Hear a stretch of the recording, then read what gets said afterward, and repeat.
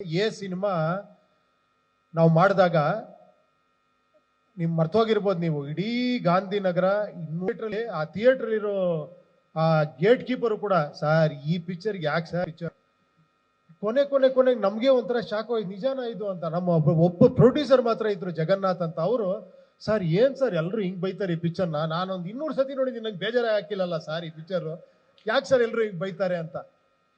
ನಂಬಲ್ಲ ನೀವು, first censor ಅಲ್ಲಿ ಆಫೀಸರು ಎದ್ದೊಟ್ಟೋದ್ರು, this is unfit for release ಅನ್ಬಿಟ್ಟು ನಿಮ್ಗೆ ಯಾವ ಸರ್ಟಿಫಿಕೇಟ್ ಕೊಡಲ್ಲ ಅಂತ ಎದ್ದೋಗ್ಬಿಟ್ಟಿದ್ರು.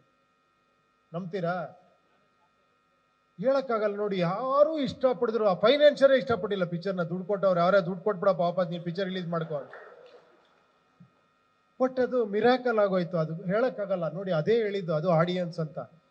ಎಷ್ಟು ಕಾಂಪ್ಲಿಕೇಟೆಡ್ ಆಗಿದ್ರು, ಎಷ್ಟು ಚೆನ್ನಾಗಿ ರಿಸೀವ್ ಮಾಡ್ರು ಅಂದ್ರೆ, ಆಮೇಲೆ ಎಲ್ಲರೂ ಚೆನ್ನಾಗಿದೆ ಅಂತಾರೆ, ಅದು ಬೇರೆ. ಬಟ್ ಆ ಕಾಂಪ್ಲಿಕೇಟೆಡ್ ಅರ್ಥ ಮಾಡ್ಕೊಂಡ್ರಲ್ಲ 25 ವರ್ಷದ ಹಿಂದೆ, ಎಷ್ಟು ಗ್ರೇಟ್ಸ್ ಇರ್ಬೋದು ಅಲ್ವಾ? ನೀವುಗಳು ನಾನು ಹೇಳ್ತಿರೋದು ನಿಮ್ಗೆ, ಎಲ್ಲ ನೋಡ್ತಿರೋರಿಗೆ. ಸೊ ಆ ನಂಬಿಕೆ ಇವತ್ತಿಗೂ ನನಗಿದೆ. ಎಷ್ಟು ನಾನು ಏನೇ ಮಾಡಿದ್ರು ಕೂಡ, ಬಟ್ ನಾನೇನಂದ್ರೆ ಕಾಂಪ್ಲಿಕೇಟ್ ಮಾಡೋಕ್ಕೋಸ್ಕರ ಮಾಡಲ್ಲ, ಅದ್ರೊಳಗೆ ಏನೋ ಹೇಳಬೇಕು ಅಂತ ಆಸೆ ಪಟ್ಟು ಮಾಡ್ತೀನಿ. ಅದು ಖಂಡಿತ ಅರ್ಥ ಆಗತ್ತೆ ಎಲ್ರಿಗೂ. ಆ ಒಂದು ನಂಬಿಕೆ ಇದೆ ಅಷ್ಟೇ ನನಗೆ.